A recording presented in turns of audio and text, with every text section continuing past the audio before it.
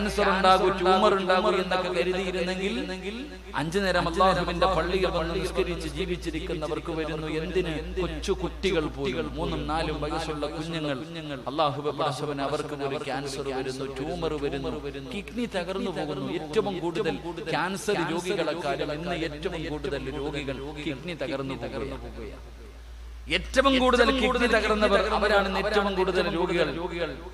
എന്റെ പ്രിയമുള്ള സഹോദരങ്ങളെ, ഏറ്റവും കൂടുതൽ കിഡ്നി തകർന്നു പോയിരിക്കുന്നത് മുസ്ലിമീങ്ങളാണ്. പുതിയ പഠനമനുസരിച്ച് മുസ്ലിമീങ്ങളാണ്. അതിന്റെ കാരണങ്ങൾ പറയുന്നത് ഭക്ഷണത്തിലെ ക്രമീകരണങ്ങൾ.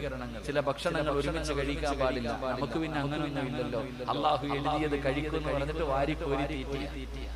ചില ഭക്ഷണങ്ങൾ ഒരുമിച്ച് കഴിക്കാൻ പാടില്ല. അങ്ങനെ കഴിച്ചാൽ അത് ശരീരത്തിന് നല്ലതല്ല, ആരോഗ്യത്തിന് നല്ലതല്ല. മനുഷ്യന്റെ കിഡ്നിക്കും കരളിനും അതുപോലെ മനുഷ്യന്റെ മരണത്തിന് വരെ കാരണമാകുമെന്ന് വെറുതെ ഒന്നുമല്ല എഴുതി വെച്ചിരിക്കുന്നത്.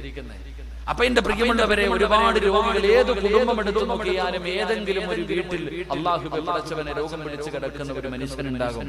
ഞാനിപ്പോ വരുമ്പോഴും അല്ലാഹുവേ ഭക്ഷണം കഴിച്ച വീട്ടിലെ വാപ്പ, അല്ലാഹു ആ ഉപ്പയ്ക്ക് ആഫിയത്ത് കൊടുക്കുമാറാകട്ടെ, അല്ലാഹു ദീർഘായുസ്സ് കൊടുക്കുമാറാകട്ടെ. അദ്ദേഹത്തിന്റെ മനസ്സിന് രോഗമില്ല, ശരീരത്തിന് രോഗമുള്ളൂ. അല്ലാഹു അദ്ദേഹത്തിന് ഈമാൻ നിലനിർത്തി കൊടുക്കുമാറാകട്ടെ.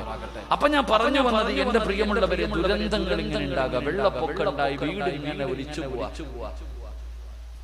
അതുപോലെ തന്നെ പടച്ചവനെ കഷ്ടപ്പെട്ട് സമ്പാദിച്ചതിന്റെ മുകളിലേക്ക് മണ്ണിടിഞ്ഞു വീണിട്ട് മയ്യത്ത് പോലും എടുക്കാൻ പറ്റൂല. ചില നാടുകൾ തന്നെ അവിടെ പള്ളി പോകുന്നു, അമ്പലം പോകുന്നു, ക്രിസ്ത്യാനി എല്ലാം പോവാ. അങ്ങനെ ഒന്നും ജാതി മതം ഒന്നുമില്ല, എല്ലാം പൊക്കൊണ്ടിരിക്കുക. അപ്പൊ ഈ ദുരന്തങ്ങളൊക്കെ നമുക്ക് ഇങ്ങനെ ഉണ്ടാകുമ്പോൾ എന്തുകൊണ്ടാണ് ഇതൊക്കെ ഉണ്ടാകുന്നത്? അവിടെയാണ് നമുക്ക് മനസ്സിലാക്കുക. വെറുതെ ഒന്നുമല്ല ഇത് അല്ലാഹു കാണിച്ചത്. ഖുർആൻ എടുത്ത് നോക്ക്, അല്ലാഹുവിന്റെ പരിശുദ്ധമായ ഖുർആൻ എടുത്ത് നോക്ക്. ഒരുപാട് ചരിത്രങ്ങൾ അല്ലാഹുവിന്റെ ഖുർആൻ പറയുന്നുണ്ട്. നൂഹ് നബി അലൈഹിസ്സലാമിന്റെ സമുദായത്തെ ഞാൻ ജലപ്രളയത്തിൽ മുക്കിക്കൊന്നു, തൂഫാനിൽ മുക്കിക്കൊന്നു. എത്രയോ പ്രവാചകന്റെ സമുദായങ്ങളെ ഞാൻ തലകീഴായിട്ട് എടുത്തു മറിച്ചു. ഇതൊക്കെ ഖുർആൻ ഇങ്ങനെ പറഞ്ഞത് വെറുതെ ഒന്നുമല്ല. ഈ ചരിത്രങ്ങൾ മുഴുവനും പറഞ്ഞിട്ട് അല്ലാഹു അവസാനം പറയുന്നത്, നീ ചിന്തിക്കും മനുഷ്യ. വെറുതെ എന്നല്ല. ഏതൊരു സംഭവം അല്ലാഹുവിന്റെ ഖുർആൻ പറയുമ്പോഴും അതിന്റെ അവസാനം അല്ലാഹു സുബ്ഹാനഹു വ തആല പറയുന്നത് നീ ചിന്തിക്കാനാ പറയുന്നത്. ഇതിൽ നിന്ന് പാഠം ഉൾക്കൊള്ളു. ഇത് നിനക്ക് പഠിക്കുന്നതിന് വേണ്ടി അല്ലാഹു ഇതൊക്കെ എഴുതി വെച്ചിരിക്കുന്നു. പക്ഷെ നമ്മൾ തയ്യാറാകുന്നില്ല. അപ്പൊ അല്ലാഹു ലോകത്തിന്റെ നാനാ ഭാഗങ്ങളിലും ഇതൊക്കെ കാണിച്ചു തന്നു. പഠിച്ചില്ല. നമ്മുടെ നാട്ടിലേക്കും അതെല്ലാം കടന്നു വന്നു. ദുരന്തങ്ങളൊക്കെ നമ്മുടെ നാട്ടിലേക്ക് കടന്നു വന്നു. അതുകൊണ്ട് എന്റെ പ്രിയമുള്ള സഹോദരങ്ങളെ, ഇനിയെങ്കിലും നമുക്കൊന്ന് പാഠം ഉൾക്കൊള്ളണം. ഇനിയെങ്കിലും നമുക്കൊന്ന് പഠിക്കാൻ തയ്യാറാകണം. എന്താണ് ഇതിന്റെ കാരണം? എന്താണ്? പടച്ചവനെ, വെള്ളപ്പൊക്കവും സുനാമിയും കൊടുങ്കാറ്റും ഉരുൾപൊട്ടലും എന്തിനാ പടച്ചവനെ നിപ പോലെയുള്ള മാരക രോഗങ്ങൾ ഇങ്ങനെ പടരുകയാണ്? അല്ലാഹുവേ പടച്ചവനെ, ക്യാൻസറും ട്യൂമറും കിഡ്നി തകർന്നവരും പടച്ചവനെ ശരീരം തളർന്നു കിടക്കുന്നവരും ഒരുപാട് മാരക രോഗങ്ങളും പടർന്നുകൊണ്ടിരിക്കുന്നു. കുഞ്ഞുങ്ങൾ വരെ പടച്ചവനെ രോഗം പിടിപെടുകയാണ്. പടച്ചവനെ, പ്രഷറും ഷുഗറും എല്ലാം പ്രായമുള്ളവർക്കായിരുന്നെങ്കിൽ 4 വയസ്സുള്ള 5 വയസ്സുള്ള കുഞ്ഞിന് വരെ പടച്ചവനെ ഇൻസുലിൻ എടുക്കുന്ന കാലമാ. പ്രിയമുള്ളവരെ, ഇത്രയ്ക്കും മാരകമായ രോഗങ്ങള് എല്ലാം നമ്മളെ പിന്തുടരാനുള്ള കാരണം എന്താണ്? അതാണ് നമ്മൾ പഠിക്കേണ്ടത്. അതിന്റെ കാരണമെന്നാണ് പഠിക്കേണ്ടത്. അതുകൊണ്ട് എന്റെ പ്രിയമുള്ള സഹോദരങ്ങളോട് പറയുകയാണ്, ഈ ദുരന്തങ്ങളൊക്കെ ഉണ്ടാകാനുള്ള കാരണം എന്തെന്നറിയുമോ? കുല്ലു ബൽദത്തിൻ യകൂനു ഫീഹിൽ അർബഉ ഫഅഹ്ലുഹാ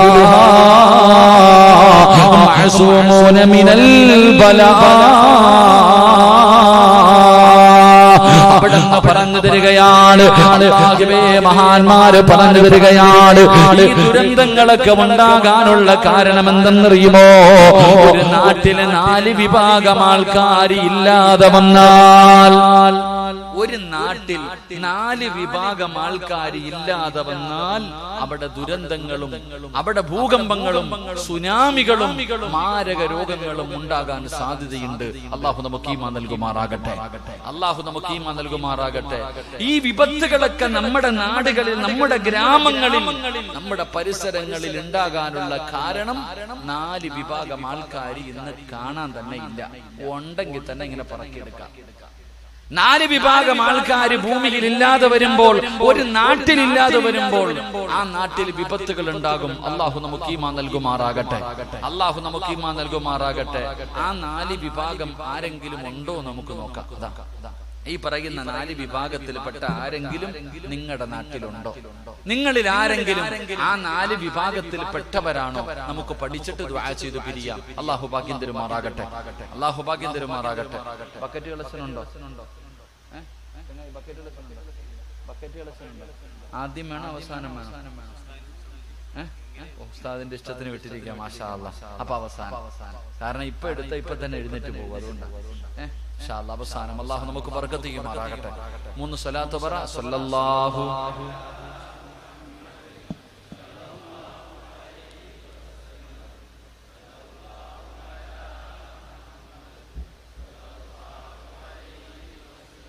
اللهم صل على محمد يا ربي صل عليه ما سلم. അല്ലാഹു സ്വീകരിക്കുമാറാകട്ടെ. അല്ലാഹു സ്വീകരിക്കുമാറാകട്ടെ. ഈ സ്വലാത്തിന്റെ ബറക്കത്ത് കൊണ്ട് അല്ലാഹു നമ്മുടെ ദുനിയാവും ആഖിറവും അല്ലാഹു വെളിച്ചമാക്കി തരുമാറാകട്ടെ. നമുക്കെല്ലാവർക്കും ഖൈറും ബറക്കത്തും ഐശ്വര്യവും അഭിവൃദ്ധിയും സമാധാനവും സന്തോഷവും അല്ലാഹു നൽകി അനുഗ്രഹിക്കുമാറാകട്ടെ. ഈ സ്വലാത്ത് പറഞ്ഞ് നമ്മളെ എല്ലാവരെയും മരിക്കുന്നതിന് മുമ്പ് ഒരിക്കലെങ്കിലും മുത്തുനബിയുടെ റൗള സിയാറത്ത് ചെയ്യാൻ അല്ലാഹു ഭാഗ്യം നൽകുമാറാകട്ടെ. അല്ലാഹു ഭാഗ്യം നൽകുമാറാകട്ടെ. എന്റെ പ്രിയമുള്ള സഹോദരങ്ങൾ, അതുകൊണ്ട് 4 വിഭാഗം. ഇതിലെ ഒന്നാമത്തെ വിഭാഗം നിങ്ങളുടെ പരിസരത്ത് കരുവാങ്കല്ലിൽ എത്ര കിലോമീറ്റർ ഉണ്ട്? 2.5 കിലോമീറ്റർ. കരുവാങ്കല്ല് ഇവിടെ വഴുത് പറഞ്ഞപ്പോ ഞാൻ പറഞ്ഞു, അവിടുത്തെ ഒരു വിഭാഗം ഞാൻ അവിടെ പറഞ്ഞു, ബാക്കി 3 വിഭാഗം ഇവിടെ പറയാന്ന് പറയാം. അപ്പൊ അതുകൊണ്ട് ഇൻഷാ അല്ലാഹ് നിങ്ങൾ അവിടെ വരാത്തവരാണെന്ന് അറിയാം. എങ്കിലും ഇൻഷാ അല്ലാഹ് അതിലെ ഒരു വിഭാഗം ഞാൻ അവസാനം പറയാം. അല്ലാഹു നമുക്ക് ഈമാൻ നൽകുമാറാകട്ടെ. എന്റെ പ്രിയമുള്ള സഹോദരങ്ങളെ, സഹോദരിമാരെ, ഒരു നാട്ടിൽ ദുരന്തമുണ്ടാകാനുള്ള കാരണങ്ങൾ 4 എണ്ണമാണ്. 4 വിഭാഗം ആൾക്കാരില്ലാതെ വരുമ്പോഴാണ് ഭൂമിയിലെ ദുരന്തങ്ങൾ ഉണ്ടാകുന്നത്. എന്റെ പ്രിയമുള്ളവരെ, ആ 4 കാര്യങ്ങളിൽ ഒരു കാര്യം എന്തെന്നറിയുമോ? വാലിമുൻ അലാ സബീലിൽ ഹുദാ. പറയുകയാണ്, ജനങ്ങളെ സന്മാർഗത്തിലേക്ക് നയിക്കുന്ന, ജനങ്ങളെ സന്മാർഗത്തിലേക്ക് നയിക്കുന്ന ആലിമീങ്ങളുണ്ടല്ലോ, ഏതെങ്കിലും ഒരു നാട്ടിലില്ലാതെ വന്നാൽ അവിടെ ദുരന്തമുണ്ടാകുമെന്ന് മഹാന്മാര് പഠിപ്പിക്കുമ്പോ, പ്രിയമുള്ളവരെ, ആലിമീങ്ങളുണ്ടല്ലോ, അല്ലാഹുവിനെ പേടിച്ചുകൊണ്ട് ജീവിക്കുന്ന അൽ-ഉലമാഉ വറസത്തുൽ അംബിയാ, അമ്പിയാക്കന്മാരുടെ അനന്തര അവകാശികളായ ആലിമീങ്ങളുണ്ടല്ലോ. ആലിമീങ്ങൾ ഒരു നാട്ടിലില്ലാതെ വന്ന അവിടെ വിപത്തുകൾ ഇറങ്ങുമെന്ന് അവിടെ നിന്ന് പറഞ്ഞു വരുമ്പോൾ, പ്രിയമുള്ള സഹോദരങ്ങളെ, സഹോദരിമാര്, ആലിമീങ്ങളുടെ മഹത്വം എന്താണ്? പവിത്രത എന്താണ്? സ്ഥാനം എന്താണ്? അവരാരാണ്? അവരെ സ്നേഹിച്ചാൽ, അവരെ ബഹുമാനിച്ചാൽ, അവർക്ക് ഭക്ഷണം കൊടുത്താൽ, അവർക്ക് ഖിദ്മത്ത് ചെയ്യാൻ അല്ലാഹു നമുക്ക് തരുന്ന പ്രതിഫലം എന്താണെന്ന് നമ്മളിൽ പലർക്കും മനസ്സിലായിട്ടില്ല. പുതിയ തലമുറയുണ്ടല്ലോ, നമ്മുടെ വീട്ടിലെ കാരണവന്മാരുണ്ടല്ലോ, അവർക്ക് നിർബന്ധമായിരുന്നു കുടുംബത്തിൽ ഒരു ആലിമ വേണം. പഴയ വാപ്പമാർക്ക് നിർബന്ധമായിരുന്നു, എന്റെ മക്കൾ 5 എണ്ണം ഉണ്ടെങ്കിൽ അതിൽ 1 എണ്ണം ആലിമാകണം. എന്റെ മയ്യത്ത് കുളിപ്പിക്കാൻ അറിയുന്ന ഒരു മകന്, എന്റെ മയ്യത്ത് നമസ്കരിക്കാൻ അറിയുന്ന ഒരു മകന്, എന്റെ ഖബറിന്റെ ചാരത്ത് വന്നിട്ട് യാസീനോദി ഖത്തമോദിയിട്ട് അല്ലാഹുവേ റബ്ബിനോട് പൊട്ടിക്കരഞ്ഞുകൊണ്ട് ദുആ ചെയ്യുന്ന ഒരു ആലിമായ മകൻ എന്റെ കുടുംബത്തിൽ വേണമെന്ന് പഴയ വാപ്പമാർക്ക് വല്ലാത്ത നിർബന്ധമായിരുന്നു. അങ്ങനെയല്ലല്ലോ അല്ലാഹുവേ, അങ്ങനെയല്ല. നമ്മുടെയൊക്കെ ആഗ്രഹം മക്കളെ ആലിമീങ്ങളാക്കണമെന്നല്ല. കാരണം അവർക്ക് ശമ്പളമില്ല, അവർക്ക് പൈസ കുറവാണ്, അവർക്ക് അടിച്ചു പൊളിച്ച് നടക്കാൻ കഴിയില്ല. അല്ലാഹുവേ, പടച്ചവനെ, പടച്ചറപ്പിനെ ഭയന്നുകൊണ്ട് ജീവിക്കുന്നവരാ ആലിമീങ്ങള്. ഇന്നമാ യഖ്ശല്ലാഹു മിൻ ഇബാദിഹിൽ ഉലമാ.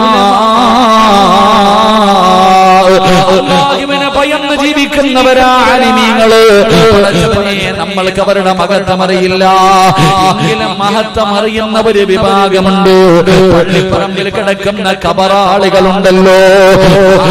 അനസ് റളിയല്ലാഹു തആല പറയുകയാണ്, പള്ളിക്കാരിൽ കിടക്കുന്ന കബറാളികൾക്കറിയാം ഉസ്താദിന്റെ മഹത്വം എന്താ, ആലിമീങ്ങളുടെ മഹത്വം എന്താ, ഇൽമു പഠിക്കുന്ന ഒരു മനുഷ്യന്റെ മഹത്വം എന്താണ്. ജീവിച്ചിരിക്കുന്നവരിൽ അധികം പേർക്കും അറിയില്ലെങ്കിലും പള്ളിപ്പറമ്പിൽ കിടക്കുന്ന മയ്യത്തുകൾക്ക് നല്ലതുപോലെ അറിയാം. കാരണം എന്തറിയുമോ, അല്ലാഹുവിന്റെ പ്രവാചകൻ അവിടെന്ന് പറഞ്ഞ സ്വഹാബ, പള്ളിപ്പറമ്പിൽ കിടക്കുന്ന കബറാളികൾ ആഗ്രഹിക്കുമെന്നാണ്. അല്ലാഹുവേ,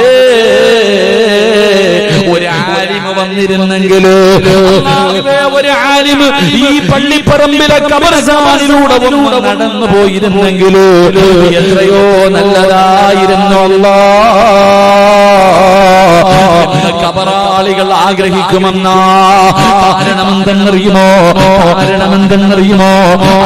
ഖബർസ്ഥാനിലൂടെ ഒരു ആലിമ നടന്നു പോയാൽ ആ മനുഷ്യൻ നടന്നു പോയതിന്റെ ബർക്കത്ത് കൊണ്ട് അല്ലാഹു ഖബറാളികൾക്ക് പുറത്തു കൊടുക്കുമെന്ന് നബി മുഹമ്മദ് മുസ്തഫ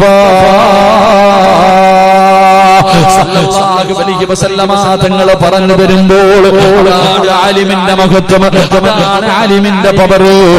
പ്രിയമുള്ളവരെ, പക്ഷേ നമ്മളിൽ പലർക്കും അത് തിരിയാറില്ല.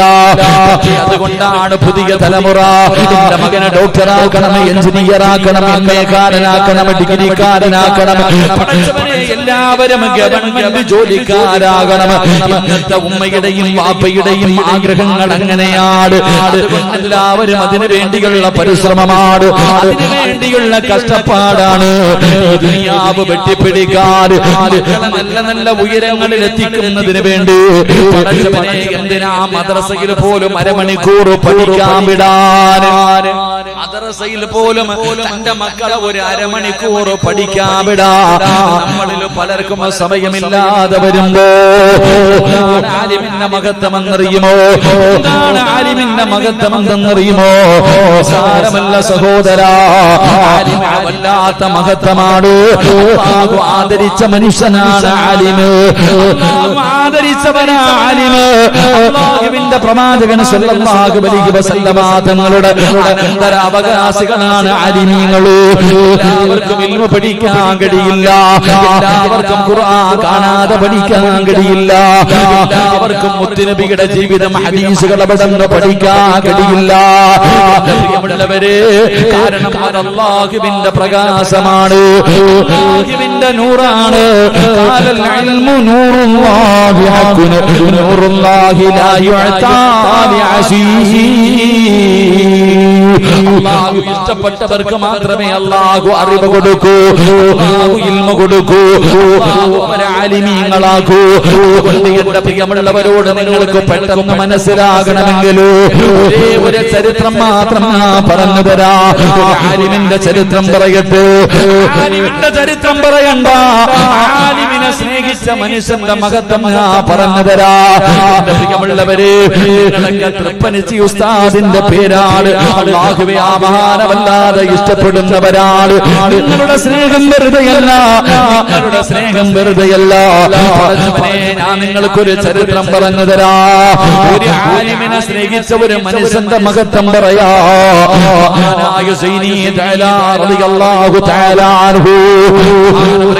ഒരു ചരിത്രം പറയുകയാണ്.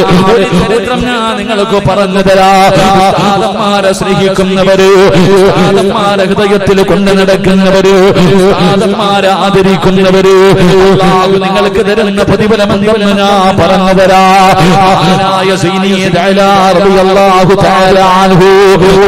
പറഞ്ഞു തരികയാണ്. ഒരു നാട്ടിന് മഴയില്ല, വല്ലാത്ത പ്രയാസത്തിലാണ്.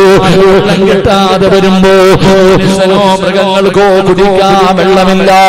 എല്ലാവരും വല്ലാത്ത പ്രയാസത്തിലാണ്. അവസാനം ജനങ്ങൾ